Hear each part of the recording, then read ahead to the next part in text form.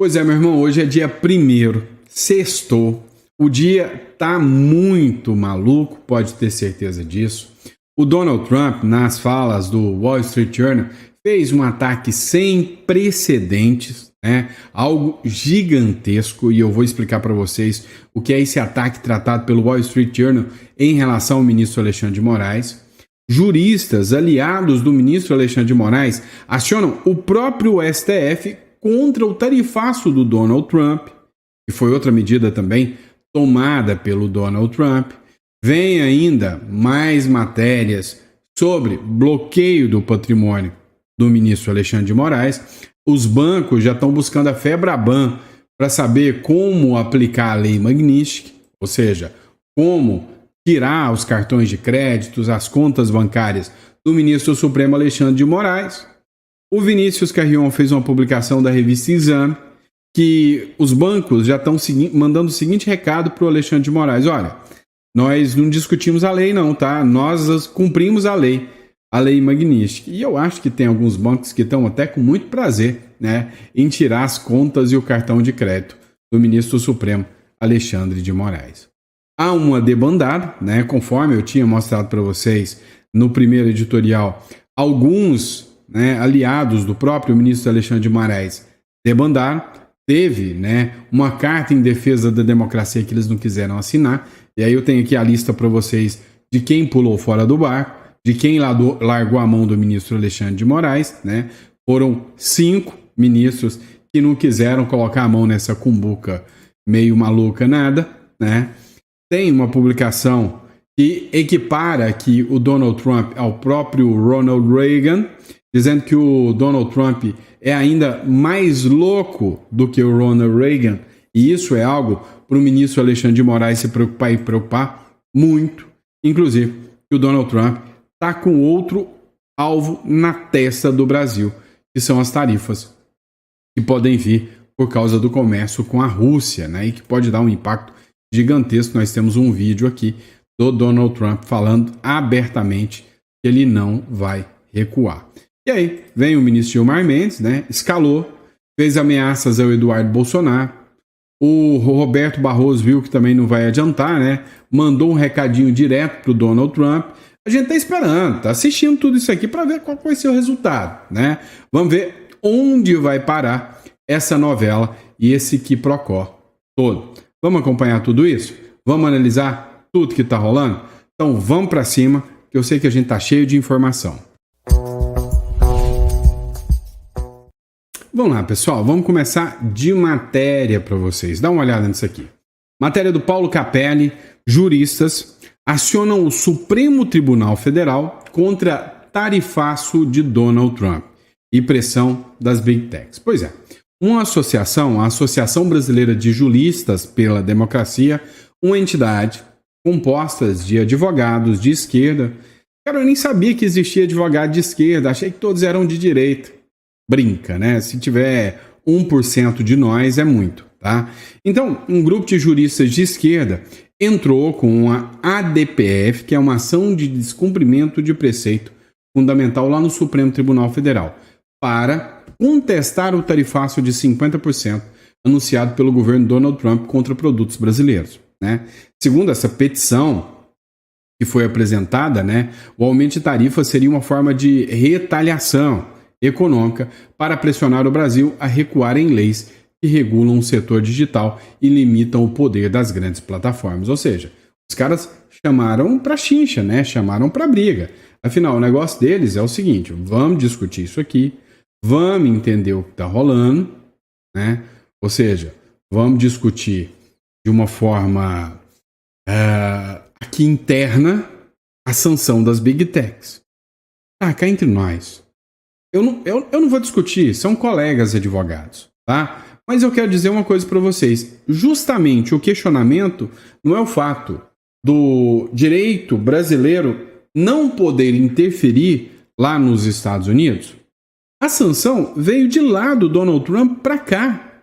Veio de lá. Então, assim, não faz muito sentido, né? Não é muito lógico se a gente observar essa situação de que uma decisão do STF possa impedir o Donald Trump de pôr tarifas nos produtos que vão para lá.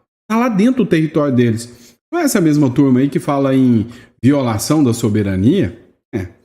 Vai entender, né? Vai entender. Vamos lá, pessoal. Outro ponto. Ataques sem precedentes. Foi assim que o The Economist, uma das revistas de finanças mais respeitadas do mundo, tá? Disse sobre o ataque do Donald Trump em relação ao ministro do Supremo Alexandre de Moraes. The Economist, Trump faz ataques sem precedentes ao judiciário brasileiro. Meu amigo, o Donald Trump não está de brincadeira, não. Em editorial publicado na última quinta-feira, a revista The Economist chamou as sanções do presidente Donald Trump contra o judiciário brasileiro de, abre aspas, ataques sem precedentes. Ele está sancionando juízes ligados ao processo de Jair Bolsonaro, seu aliado ideológico. Na avaliação da revista The Economist, não cabe aplicar ao ministro Alexandre de Moraes, do Supremo Tribunal Federal, a lei Magnitsky. Segundo o The Economist, a lei pune autoridades estrangeiras por, abre aspas, graves violações de direitos humanos internacionalmente reconhecidos. Ela já foi usada, segundo a The Economist, contra generais, genocidas, birmanenses e autoridades russas que assassinaram dissidentes políticos. Moraes não fez nada parecido. Seu ato mais notável, isso aqui é a revista falando, é liderar o processo contra o ex-presidente Bolsonaro, ex-presidente de extrema-direita do Brasil e aliado de Donald Trump, que em breve será julgado sobre a acusação de planejar um golpe para anular a eleição que perdeu em 2020. O que ele nega? Ora, para The Economist ter publicado isso aí, eu acredito que foi o Boulos ou alguém nesse tipo, né, com essa visão que mandou essa matéria para o The Economist. A verdade é que eles não sabem o que está acontecendo aqui dentro. E o Donald Trump reconheceu internacionalmente, né, ações do próprio Alexandre de Moraes. Mas não vai ser o único, não. Pode ter certeza que logo, logo outros países vão estar reconhecendo isso também. Começou uma frente de trabalho agora na Europa contra o ministro Supremo Alexandre de Moraes. E aí, a Magnitsky já veio. E a grande questão é, e as contas bancárias dele? Próxima matéria a gente vai falar sobre isso. Pois é, dá uma olhada nessa matéria do jornal Metrópolis. Bancos buscam Febraban e advogados para entender a lei Magnitsky. É o seguinte, a Febraban é a Federação Brasileira dos Bancos, né? Ela é dirigida pelo grande Isaac Sidney. Eu já fiz algumas lives aqui no canal com Isaac Sidney, tá? O cara, gente boa, junto com o Paulo Ganimi, o líder do Partido Novo. E aí a Febraban começou, né, a emitir pareceres para alguns bancos e está buscando escritórios internacionais de advocacia nos últimos dias para entender os efeitos da aplicação da lei Magnitsky sobre os ministros do STF, em especial o ministro do Supremo, Alexandre de Moraes. Ou seja, o bagulho doido, né, é o seguinte: se correr o bicho pega, se ficar o bicho come. Se os bancos não aplicarem as sanções ao ministro Alexandre de Moraes, tomarão do Trump penalidades gigantescas. Se aplicarem, o STF vai aplicar penalidades gigantescas nos bancos. Rapaz, o negócio não está nada fácil para a Federação dos Bancos. Mas eles já disseram, o ministro Alexandre de Moraes é quem vai acabar saindo mal nessa história. Duvida? Olha que eu vou te mostrar aqui agora. Pois é. Dá uma olhada que os bancos já estão tentando aplicar a lei Magnitsky no ministro Alexandre de Moraes. Então, entre o Moraes e entre o Trump, é lógico, estão com mais medo do Trump, do povo americano. O Bradesco diz que vai cumprir a lei Magnitsky. Matéria da revista Exame. A lei Magnitsky não é a lei Magnitsky vai ser aplicada. Abre aspas. Não discutimos a lei. Nós cumprimos a lei, afirma CEO do Bradesco. Rapaz, que situação que tal o ministro Alexandre de Moraes ouvir um banco agora e falar, não, eu não discuto lei não, eu só aplico. Vai perder sim. Banco aguarda parecer jurídico dos Estados Unidos para definir a abrangência e possíveis implicações em suas operações. Há quem diga que algumas instituições estão fazendo até consultas junto à embaixada e entidades norte-americanas para saber até onde devem aplicar essa lei Magnitsky. O entendimento inicial, principalmente do Bradesco, é que a lei Magnitsky pode envolver todos os bancos que realizam negócio nos Estados Unidos. O Bradesco, que possui uma agência bancária, uma filial do banco e 2 broker-dealers, intermediárias de operação, nos Estados Unidos, tem uma presença significativa no mercado americano. Se apoiar o ministro Alexandre de Moraes, vai perder tudo. Vai perder tudo. A Globo News fez uma publicação, tá, do Valdo Cruz, onde o Valdo Cruz falou o seguinte: olha, já está indo, já está acontecendo, já começou as sanções e os cartões de crédito do ministro Alexandre de Moraes, até por precaução, segundo ele, estão sendo todos bloqueados. Precaução dos bancos. Os bancos fizeram consultas a escritórios, tanto no Brasil quanto nos Estados Unidos e em Nova York, para saber, a partir da ordem executiva baixada, qual era o alcance dela em relação a Alexandre de Moraes. Os bancos fizeram essa consulta e levaram essa informação até o Supremo Tribunal Federal. No entendimento dos bancos, como a decisão em relação a Alexandre de Moraes é genérica, né, você já teve outras decisões de sanções em que elas são mais detalhadas, dizendo exatamente o que vai ser punido com sanção e o que não vai ser. Quando ela é genérica, segundo os escritórios ali consultados, ela basicamente aplica sanção quando você tem operação com moeda internacional. No caso do Alexandre de Moraes, se ele fizer, segundo a avaliação dos bancos, que foi passada para o Supremo, se ele fizer operações com real aqui dentro, tem uma conta no banco, ele opera aqui, paga contas em real, isso não vai ser sancionado. A princípio, sempre é bom dizer a princípio, né? Se ele fizer operação com dólar, Quer dizer, às vezes você compra uma passagem lá e o site vende em dólar ou em euro. Não pode fazer compra em site internacional, não pode fazer nenhuma operação de câmbio, que geralmente essas operações são liquidadas nos Estados Unidos, porque lá que é o centro do SWIFT que faz esse tipo de operação. Então, aí não pode fazer operação com dólar. Com real pode, a princípio. Cartão de crédito dividiu os bancos. Tem banco que acha que se for uma compra com real, pode usar o cartão de crédito com bandeira americana. Outros bancos acham que não. Aí eles chegaram à conclusão seguinte: vamos bloquear os cartões internacionais do ministro Alexandre de Moraes. Não, para isso já está acontecendo. Você está dizendo isso? Eles já começaram a bloquear os cartões do ministro? Porque a ordem já está valendo, né? A ordem já está valendo e já estão bloqueando os cartões de crédito internacional por precaução. Pois é, meu amigo. Uma hora a conta chega. E aí, agora, o interessante é saber quem vai comprar a briga junto com o ministro Alexandre de Moraes. Dá uma olhada nessa publicação do André Marsiglia aqui, que ele disse o seguinte: olha, parece se iniciar um racha no Supremo. Uma ala desembarcou do jantar dessa noite, promovido por Lula, para demonstrar união. Ou seja, o Lula fez um jantar que aconteceria para demonstrar união em relação ao ministro do STF, o Alexandre de Moraes. Uma ala dos ministros não foram, ou faltaram, o André Mendonça, o Fux, que já deixou muito claro que não está alinhado com os demais ministros do Supremo, o Nunes Marques, e aí, surpreendentemente, a Carmen Lúcia e o Dias Toffoli pularam fora. Não querem receber sanção de Magnitsky, não. O Fachin fez saber que foi a contragosto. Ou seja, parece que o jogo está meio pesado, né, dentro do Supremo. E aí vem, né, uma publicação do Poder 360. A maioria do STF se recusou a assinar carta em defesa de Moraes e recusou também a comparecer, né, num evento que foi organizado pelo próprio Lula. Saiu uma publicação do Metrópolis, né, publicada pelo Bruno Zambelli, que diz o seguinte: ó, achou. 5 ministros do STF faltam em jantar de apoio ao ministro Alexandre de Moraes.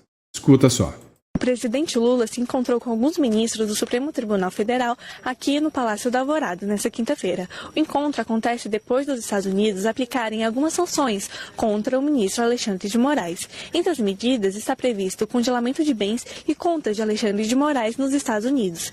Estiveram presentes aqui no Palácio da Alvorada os ministros Gilmar Mendes, Edson Fachin, Cristiano Zanin, Flávio Dino, Alexandre de Moraes e também o presidente do Supremo Tribunal Federal, Luiz Roberto Barroso.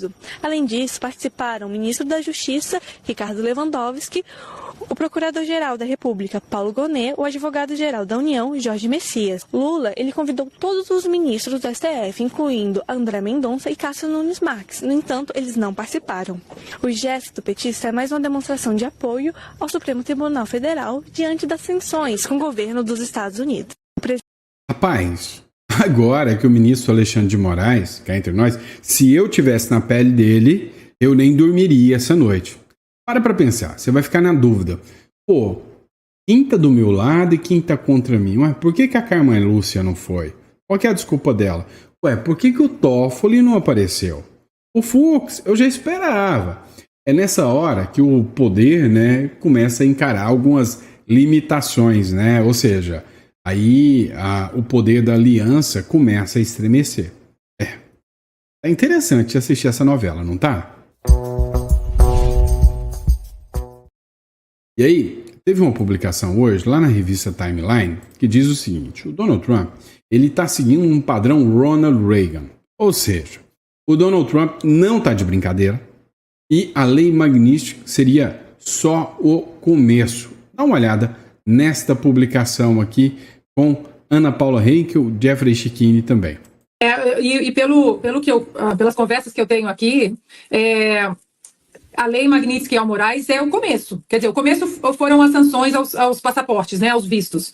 Mas que eles continuarão de olho no Brasil, no que está acontecendo, porque eu acho que existe uma volta muito grande dos Estados Unidos às suas origens, e principalmente a luta contra o comunismo, né? O Donald Trump, ele bebe muito na fonte de Ronald Reagan, que tinha uma guerra muito pessoal contra o comunismo, isso antes até dele ser governador da Califórnia, quando ele era ator ainda, que ele era presidente do Sindicato dos Atores aqui, ele já tinha esse profundo conhecimento do que era o comunismo, porque os soviéticos queriam exatamente se infiltrar na indústria do entretenimento em Hollywood e assim propagar aquele monte de bobagem que a gente sabe, né, da propaganda soviética. Então, quando ele é governador, se torna governador da Califórnia, ele já vem com aquela bagagem toda, sabendo que era o comunismo. Aí, quando ele era governador da Califórnia, logo depois, ele vê João Paulo II ser eleito Papa, e aí ele faz um comentário para um assessor dele, e ele diz: se nós chegarmos até a Casa Branca, este será o nosso principal aliado, um Papa polonês, que está atrás da cortina de ferro há muitos anos sofrendo a opressão soviética. E aí agora, o Donald Trump bebe em praticamente todas as fontes de Ronald Reagan, inclusive nas fontes de políticas governamentais e política externa.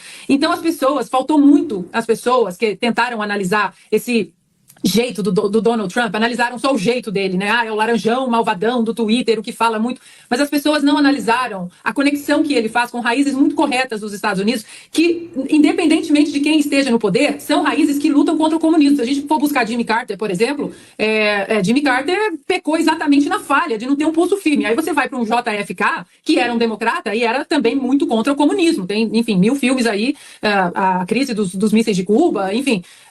Agora, o que eu vejo é que se a imprensa, que sempre teve um papel forte no Brasil, não fizer o papel honesto do que significa tudo isso que os americanos estão fazendo, o Brasil vai entrar num buraco negro sem fundo. Sem fundo. Se a imprensa não fizer o papel de cobrar o Senado, de cobrar altivez, de cobrar coragem e mostrar que a fotografia é muito maior do que um nojinho ao Bolsonaro ou de uma proteção a um governo corrupto como Lula, o Brasil não vai sair do buraco, porque hoje é o primeiro pé nesse buraco negro que pode não ter fundo ou pode ter um fundo se a imprensa fizer o seu papel intelectualmente honesto. Vem cá, há quanto tempo eu tô avisando para vocês, né, tô falando para vocês que nós, né, se não tiver uma reação agora, nós passaremos por momentos econômicos do Brasil absurdamente, né, trágicos. A gente já vai passar. O Lula já deixou uma herança maldita anunciada agora para 2027. Isso aí não é novidade para ninguém. Agora, imagina 2027 sem ninguém estar cogitando sanção dos Estados Unidos. Já era um cenário de caos. É um shutdown. como foi dito. E agora? Como é que fica? Que loucura, que insanidade é essa, né? E pode piorar. Eu venho avisando que eles não estão brincando. Eu venho avisando. Dá uma olhada aqui. O Brasil pode sofrer sanção de 500% dos Estados Unidos devido ao comércio com a Rússia. Eu já falei para vocês, não uma, não duas, mas várias e várias vezes, de que essa medida em relação à Rússia vai dar ruim para o Brasil. O Lula não quer recuar em nada. O Lula quer o caos total. O Lula, o objetivo dele é simples, fácil de entender. Das duas, uma. Ou ele consegue aplicar o modelo de Fidel Castro, onde ele rompe por completo com todas as estruturas democráticas, implanta o socialismo autoritário de Cuba, da Venezuela, que o Lula tanto ama, e vai ser o dominador completo da República das Bananas, ou ele vai destruir a nossa economia e vai entregar uma terra arrasada para quem quer que seja, que vai levar anos e anos para recuperar o país. De um jeito ou de outro, o Lula sai ganhando aqui. O Trump subiu o tom com a Rússia, né? Kiev foi novamente alvo de ataque dos russos.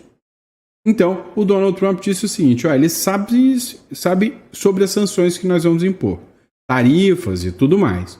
E não só a Rússia, todos os aliados. Então, o que o Donald Trump está fazendo? Primeiro, ele está mandando o seguinte recado. Olha, Lula, Petro, China, os russos precisam acabar com essa guerra e vocês que estão comprando petróleo estão financiando eles. Eu estou avisando antes para que vocês façam um anúncio que estão rompendo com a Rússia e estão fechados com os Estados Unidos e que não vão mais comprar petróleo da Rússia. É só isso que eu quero ouvir de vocês. Se vocês não falarem isso, se eu não ouvir isso de vocês, vocês estão ferrados. Eu vou destruir a economia de vocês. E adivinha qual lado o Lula está escolhendo? Adivinha qual lado o presidente do Brasil está escolhendo? Não é só o presidente do Brasil, né? O Supremo Tribunal Federal, como um todo, está indo com tudo, né? Olha só, hoje o Gilmar Mendes, né, disse que poucas e boas sobre o Eduardo Bolsonaro, né? Ou seja, ele vai escalar, mandou ameaças ao Eduardo Bolsonaro. Acompanhe esse trecho aqui, lá da própria TV Justiça. Porque decorreram de uma ação orquestrada de sabotagem contra o povo brasileiro, por parte de pessoas avessas à democracia, armadas com os mesmos radicalismos, desinformação e servilismo que vem caracterizando sua conduta já há alguns anos. Afinal, não é segredo para ninguém que os ataques à nossa soberania foram estimulados por radicais inconformados com a derrota do seu grupo político nas últimas eleições presidenciais. Entre eles, um deputado que, na linha de frente do entreguismo, fugiu do país para covardemente difundir aleivosias contra o Supremo Tribunal Federal num verdadeiro ato de lesa pátria.